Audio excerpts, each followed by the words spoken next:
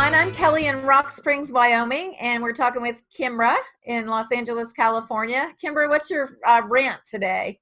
Oh boy, I have a rant. I do have a rant. Okay, so my rant is when I'm on Facebook, and lately I've been inviting a lot of people that I don't really know that well, which I normally don't do. So I have like all these new friends. You're Friends. funny. You're so cute. And then, so I've got friends. No, and then with the coronavirus and the whole mask thing, it's getting very volatile, I should say. So I put an article about wearing masks, and I won't get into the details of the article. Anyway, one of my friends wrote, well, if you're not going to wear a mask, then stay away from don't go to the hospital and stay away from me and my family. So someone else wrote, oh, you snowflake, LOL, and so that original person wrote back, well, that was a third grade response, but I can tell by looking at your hairline, you're not in the third grade. And I was like, oh, I don't like it when people criticize people's appearance, Yeah, that's childish. I thought it was kind of mean. So I deleted that, and then I guess he noticed that I deleted it and he puts it back on again. Right. And so I deleted again. And then he put something else that was kind of lame, but I let it stay there. But I was just thinking to myself, God, it's like, you're this close to getting deleted permanently as a friend. It's like, little does he know, he doesn't know that he's going to be deleted. Oh, no. But the thing is, I don't mind a little bit of, you don't have to agree with everything I say, but I hate it when people get in these big arguments on my page. Yeah. So yeah. That's why I was for a while I was being a lot more selective about who I let in and if they weren't like weird, but lately I've been not vetting them so well, That's funny. So. My Facebook page is sometimes it's a war zone. I have old time friends that I've known since like high school that I never see anymore. A lot of them are on my Facebook page, and they disagree with me because I'm in the center. There's the left, there's the right. I'm in the center. So if you're in the center, you make everyone mad about something. So I have always people criticize me, and I used to welcome debate, and then until I realized Facebook is not the place for debate. I'm not going to change anybody's mind. Their mind's already made up. So it's just going to be a battle of them trying to change me trying to change them. So I just post things for people that agree with me, not because I only want to hear from people that agree with me, but I don't want people, because when someone comes on my Facebook page and posts something that I disagree with, I feel like I have to address it because I have to counteract it, because I have to show that, well, no, that's not right. Because if I leave it, then it means I agree with her. So anyway, so I try to get people not to post on my page. I just say, just keep scrolling. You can post on your page what you believe, and I'll post on my page what I believe. And I don't know if that's effective or mature or whatever, but I don't delete people. I just don't want to get into arguments, silly, childish arguments. And it's so funny because we never really did learn the do's and don'ts of Facebook, the etiquette of Facebook. It's like, what is the etiquette? Yeah. So, is there etiquette? Is there, because, it's hard, all that political stuff. It's hard. That's why I don't even talk to, you and I don't talk about much politically, but we talk about some things, and we agree with a lot of each other with a lot of things. It's just, I feel like each person has to go and do their own research. And if I have a lot of people private message me and ask me questions and like, what do you think of this? Or do you know anything about that? And that's fine. I'm okay with that. We share information, but I'm not trying to, well, I am a little bit preachy. I have to admit that. I am a preacher.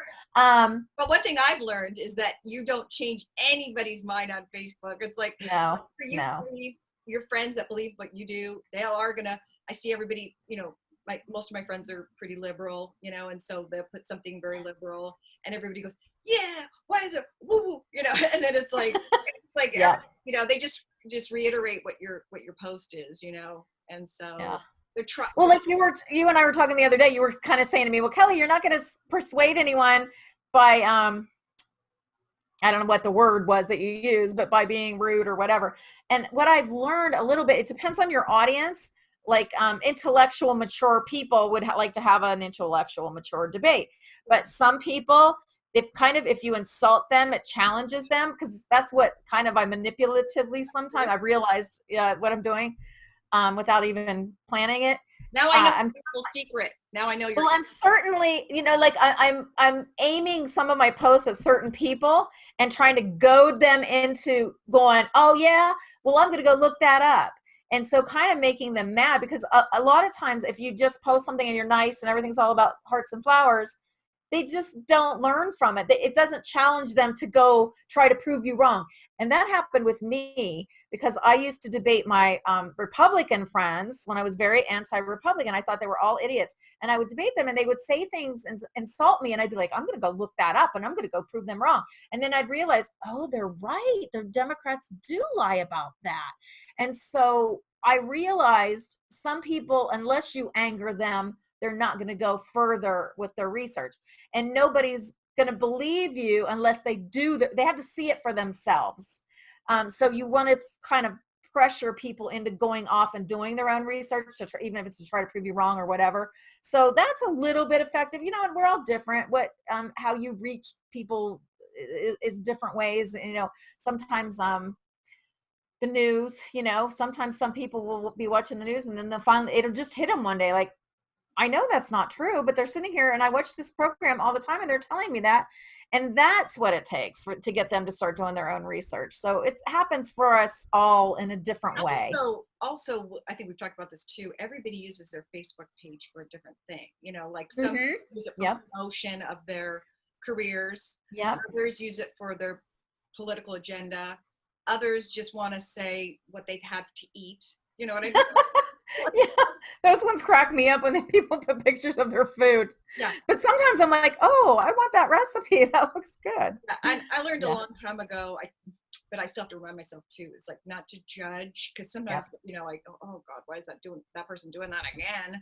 But, I had a friend who was really into politics. I have a friend that's really into politics. So even more than probably, no, about the same as you, but she always puts politics. And I was going to say, I'm pretty into it. God forbid, right?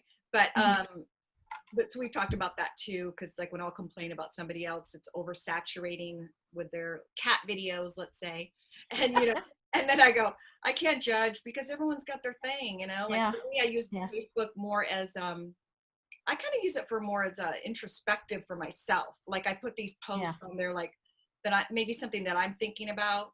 I do some research on it. It's more like a self-help thing or spiritual thing or something. And I'll look it up and I'll go, oh, that's a really wise thing. I think I'll put that up, so it's more to help myself. And then my Instagram, I do more that's more, I call my ego page. That's where I do my career stuff. It's just all ego. Yeah. Promotions and stuff. Yeah. So that's that. But what I really wanted to talk about today was, another hot, juicy, Hollywood topic would be Scientology, and more specifically, Tom Cruise. So I wanted to. That's a good one because he's such a good actor. He's so gorgeous. And he's so weird. I mean, how can, anyway, Scientology to me, how can you believe that stuff? It's science fiction. L. Ron Hubbard started out writing science fiction stories, and same thing. Well, I guess all religion is based on, somebody somewhere along the way created these fictional stories to try to. And I feel like even back to Christianity and all these old religions, they were trying to make sense of things that didn't make sense. And they were also trying to teach people lessons. Like the Bible is a great book. It's full of parables and moral stories. And, I believe in a lot of the principles in the Bible. Some of it's kind of crazy but it fit that time period. But Scientology it's so recent and it's so far out there. What's that? What's that guy? The monster guy? I don't know. Anyway, there's the. Oh, you mean Scientology? There's some monster guy. I don't know about him. I may not know what I'm talking about that, but I think there's some science fiction creature or something that they believe in, and I don't know. But anyway, it's weird. Yeah, I'd have to delve into it more. But the irony of is it's interesting because just like any quote religion, what you can debate all day long if Scientology is a religion, but there are some good principles. Like I think I saw a Yeah. movie with Tom Cruise on one of those entertainment shows, and he had saved. It was like a true. It was on the news actually, but the news clip was on this entertainment show, and they were saying how Tom Cruise saved some guy from like a burning car or something. Like, so, you know, he was driving by and somebody was in a car crash, and it's something to do with a car, and he pulled somebody out, and he really did this, and he stayed with the guy until the ambulance came, and it was on the news. And Tom Cruise was saying, but in Scientology, they, you know, they really preach like helping people, and that's one aspect of it that, you know, which all religions would preach that too. But I Yeah. just I felt like that was really neat. I've a lot of people that are really searching turn towards Scientology.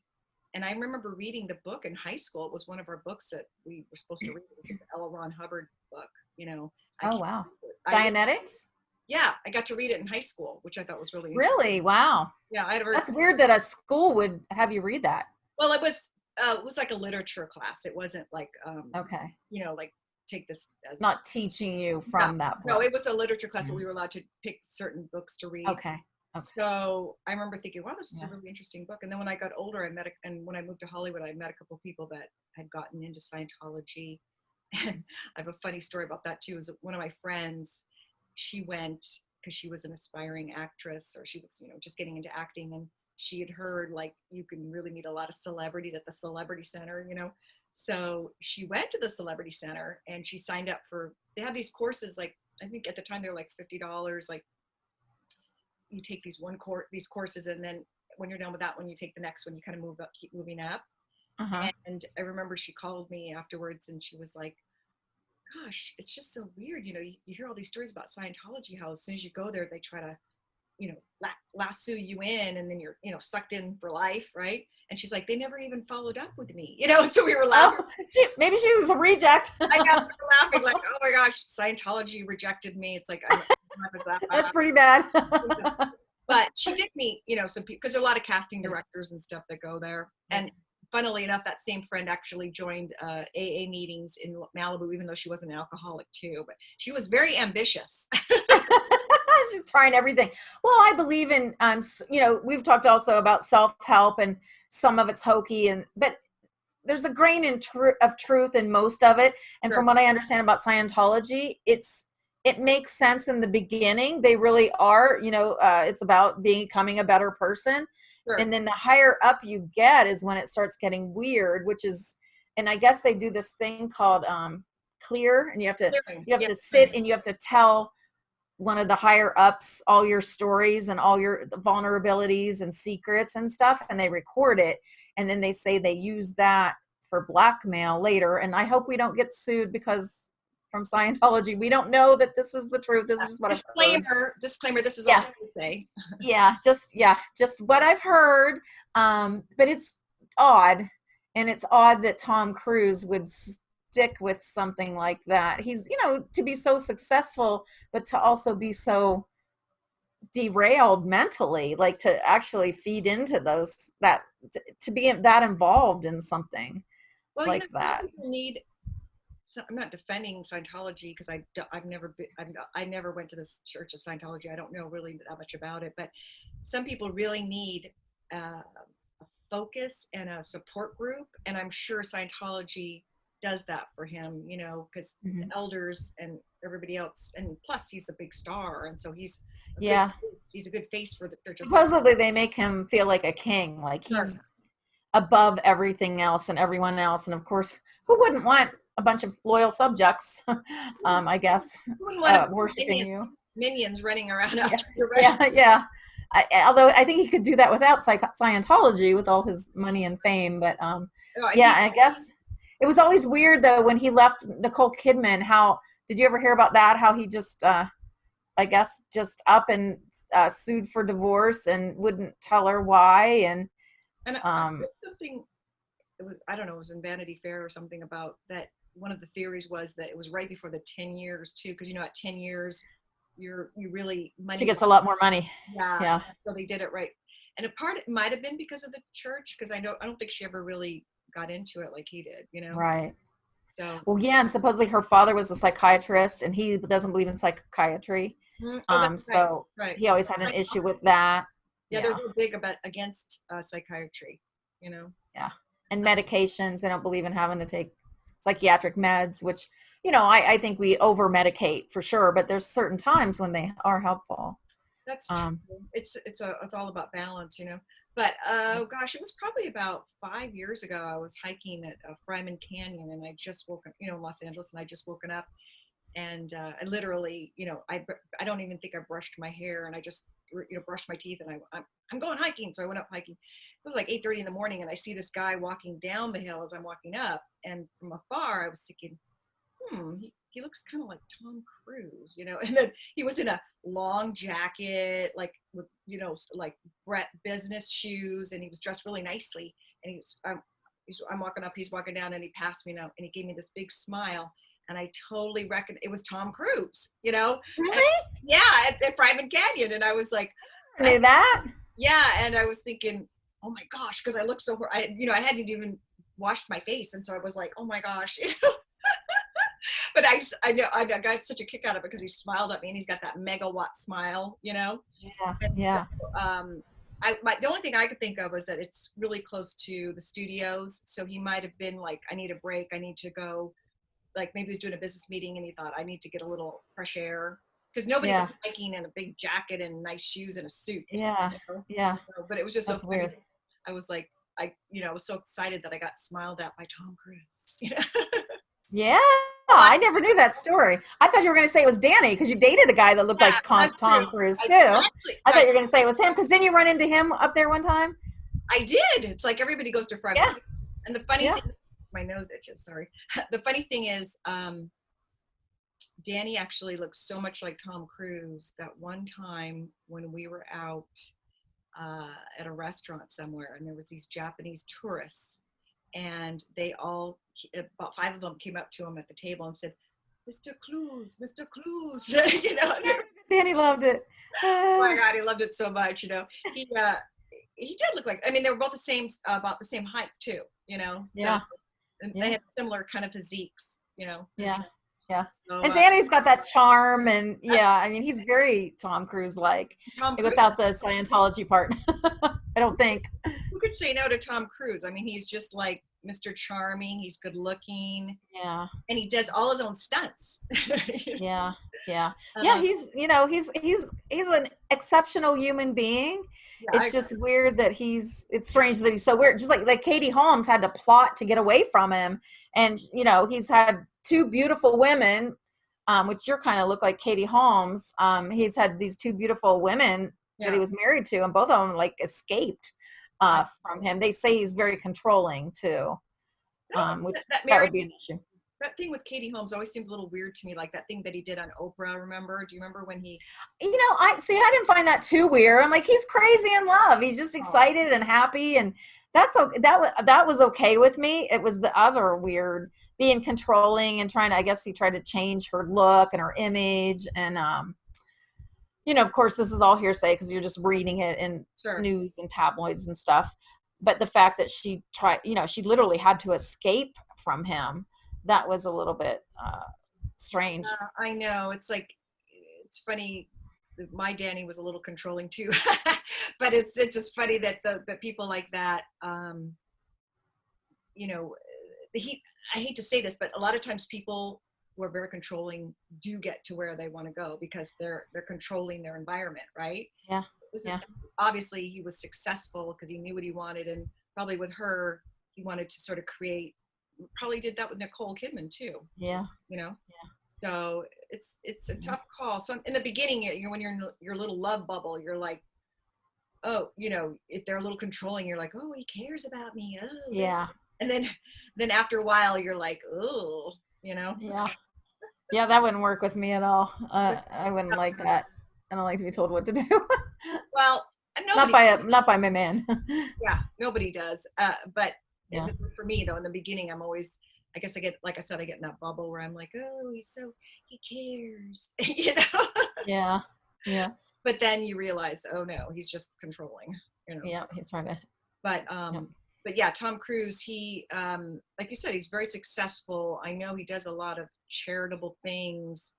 He seems like an all-around really good guy. You know, he picks good projects. He's had a Yeah. career that spanned what, like at least 25 years, right? Oh yeah, since well, wasn't in when he was in Risky Business, isn't that what put him on the map? And then that one with the soldiers, the boys that were Oh, soldiers, that was like his first tin oh, soldiers, or I don't know what it was called.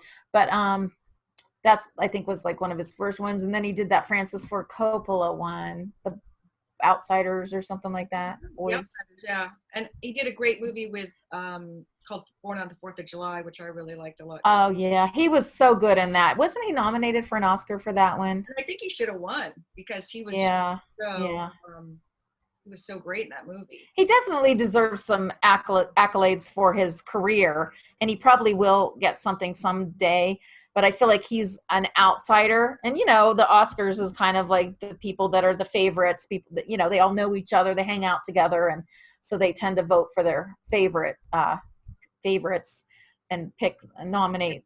Ironically, even though Scientology has probably helped him a lot of ways because they've given him a lot of support and financially in the beginning, they probably gave him publicity. It was probably just a good support system. But ironically, also it's made the Academy and other actors maybe not want to, think of him Hmm. including him more because of that. Because his Scientology is Yeah, just like this big elephant in the room thing. yeah. Well, John Travolta too. He's another one that's real involved in Scientology, and he's another super talented, good-looking actor. Another one, but just the weirdness of being in that kind of cult-like environment. Um, Well, the list goes on and on too. Like Leah yeah. Remini was in it, and so many others. Kirstie Alley was another one. Priscilla Presley, or I think Priscilla Presley.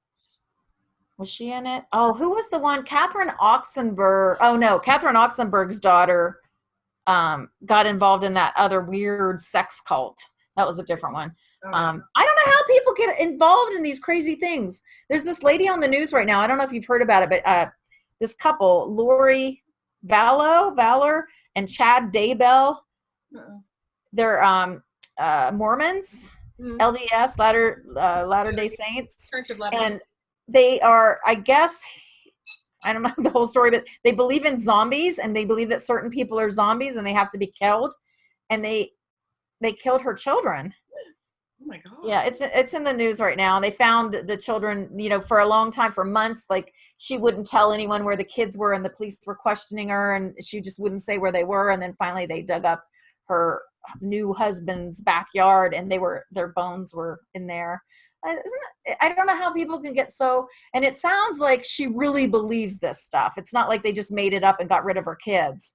It almost sounds like she really believes that some people are zombies. They killed her ex-husband, they killed his wife so they could get married. I don't know. It's people are crazy, and I just don't understand how people's emotional state can be so vulnerable that they let some these crazy stories Oh yeah. take Or over their lives. I don't want to get too involved in this, but like the QAnon and all that other stuff. Oh yeah, yeah, I mean, it's just like, how do people? How do they yeah. let their mind go there? It's just so far out. Well, I'm very, I'm skeptical, and I'm very political, so I read a lot. But when people bring stuff to me, I will not believe it without proof. Like I want proof, and I want to know some things. You connect the dots, and you can figure out. Yeah, there's corruption in politics. Who doesn't know that? Without proof. I mean, there's plenty of things that we can use as examples, Sure. and history and all that. But the QAnon stuff, people are just like I have friends on Facebook any day now, and they've been saying this for years. Any day now, it's all going to come out. It's all coming out any day now. And I'm like, you said that last year. Any day now, and they're still doing that. Literally, I saw it a couple days ago. Somebody posted, yeah, any day now, Q is going to release these papers or whatever. And I'm like, at a certain point, you have to use some critical thinking and stop hoping for a fantasy. I want to see proof. Show me proof. I want facts. I want fact. Well, I mean, because you have to, and even like in reporting and in stories, you need 2 to 3 sources to confirm something, and I mean, you That's just a good point. can't That's a good point. believe one person. So I guess the bottom line about Tom Cruise is that we love him. We do love him, but we're a little weirded out about the whole. I don't think we want to marry him. No, I might give it a try. You might. Okay. Well, isn't he married now? No, he's not married now. I don't think he is, but I guess they Scientology, like they pick his wives, they pick his girlfriends. So And remember when he dated Penelope Cruz? Wonder what she has to say about all that. I wonder what she should we have her on say. She doesn't say. Huh? Should we have her on as a guest and ask her? We should ask her. We should get Penelope to spill the beans and tell us what Tom is really like. I'm sure he must be so fun on a date though, right? I mean, he probably would just be like, I don't know. He seems like he's too uptight. Really? I'm sure he's charming. Every person that I've seen, like with interviews, they always say he makes you feel like you're the only person in the world. Like he concentrates and focuses on you. And I can't remember who it was. I saw an interview with the celebrity, and they said, it was Russell Brand, and he was on the Joe Rogan show. And Russell Brand was saying he did that movie, that rock god movie, whatever, with Tom Cruise, and right. They had met, and then when they met again, Tom had remembered something that Russell had said, and then he brought it up. And, like he really gives you his full concentration, which they say that's what most successful people do, those charming, successful kinds. That's true. That's a good point. Yeah. And plus, at this point in his career, he's probably so over talking about himself that he just wants to learn about you. But what I was thinking was if you ever went on a date with him, he'd probably show up at the door, and I could just see that grin, and he'd be like, hee, with like flowers. You just see him so boyish, But I don't know. Maybe I don't see that side of him. I just think he's so intense and so serious, and yeah, maybe he does have a playful side. I don't know. I'll let you know. No. Okay, you let me know. We'll try to get it arranged through Scientology. Kimbra, I don't want to lose you though. I don't want you to go to the dark side. Don't worry, I won't. I'm just kidding. Our audience is going to think I'm so fickle. One week I like Elon Musk, the next Keanu Reeves, and then the next Tom Cruise. They're all kind of similar too. They all have that same, and they're all very cute. So I don't think anybody will be mad at you for liking any of them. And they're all, they all do a lot of good things. Elon Musk is always trying to, he's an innovator. Keanu Reeves does a ton of humanitarian work, but also he's a good guy. Movies. And I think the same with Tom Cruise, Yeah. Anyways, my battery's going to run out, so I better go. Well, with that said, happy Sunday, and I will talk to you soon. We'll talk to everyone. I'll see you next time. Okay. Bye.